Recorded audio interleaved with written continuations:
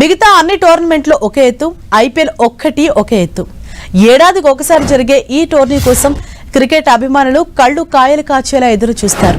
అన్ని దేశాల ప్లేయర్లు కలిపి ఆడే ఈ టోర్నీలో మ్యాచ్లన్నీ మంచి మజా ఇస్తాయనడంలో ఎటువంటి సందేహం లేదు. అలాంటి ఐపీఎల్ హై టెన్షన్ వార్ కు సమయం ఆసనమైంది. నేటి నుంచే పొట్టి సమరానికి టీమ్స్ సన్నద్దమయ్యాయి. ఇవాళ తొలి మ్యాచ్ లో డిఫెండింగ్ ఛాంపియన్ కోల్కతా బెంగళూరుతో పోటీ పడనుంది.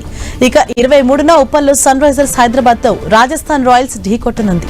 దీంతో మ్యాచ్ కు భారీ బందోబస్తు ఏర్పాటు చేస్తున్నారు రాచకొండ పోలీసులు. హైదరాబాద్ రాజస్థాన్ మ్యాచ్ కు ప్రత్యేక భద్రతను ఏర్పాటు చేశారు. మొత్తంగా 2700 మంది పోలీసు సిబ్బందితో బందోబస్తు నిర్వహించనున్నట్లు వెల్లడించారు Rachakonda CP Sudheer Babu.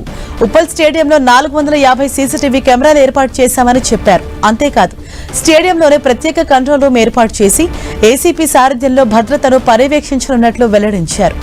Stadium entrance వద్ద స్నిఫర్ డాగ్స్, బాంబ్ స్క్వాడ్ తో తనిఖీలు చేపట్టనున్నారు.